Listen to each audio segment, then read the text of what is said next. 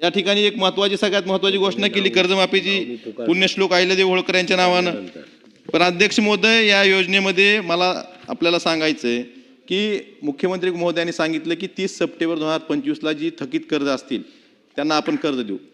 पण आपल्याला आठवण करून द्यायची आहे, 31 मार्च महिन्यात मागच्या 2025च्या मार्च महिन्यामध्ये सरकारच्या वतीने असं सांगितलं गेलं होतं की कर्जमाफी आता होणार नाही, तुम्ही कर्जाची चालूबाकी नवजुनं करून घ्या.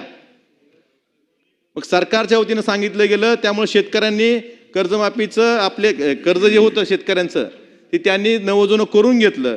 एकतर शेतकरी 31 मार्चला नवजुनं करून घेतात किंवा 30 जूनला करून घेतात. मग अशा वेळेस तुम्ही सरकारच्या वतीनं सांगता की कर्जमाफी होणार नाही, तुम्ही तुमच्या कर्जाचं नवजुनं करून घ्या, कर्ज परतफेड करून घ्या.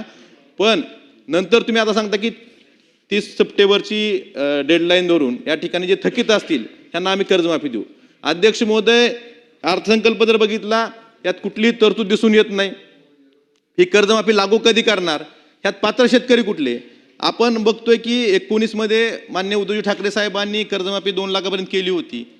पण जसं त्यावेळेस 2 लाख केली होती, आपण कर्ज राज्याचं वाढतंय, प्रत्येकाचं कर्ज वाढतंय, मग शेतकऱ्यांचं कर्ज वाढलं नाही का? मग तो आकडा 2 लाखावरनं आपण का वाढवला नाही, ह्याचं उत्तर आपण दिलं पाहिजे. अध्यक्ष महोदय, कर्जमाफीच्या बाबतीत फक्त पीक कर्ज माफ करणार आहेत का आपण? पात्र शेतकरी म्हणजे कोणते, त्यांचे निकष काय, ह्याबाबत कुठली स्पष्टता नाही.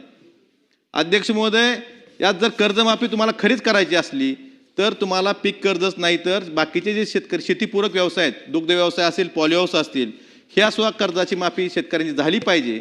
आणि ही कर्जमाफीची मर्यादा 2 लाखाची वाढवून 5 लाखापर्यंत केली पाहिजे. आणि जे नियमित कर्ज परतफेड करणार आहेत त्यांची सुद्धा दरवेळेस 50,000 सरकार देतं, त्यांना पण मदत वाढवून दिली पाहिजे.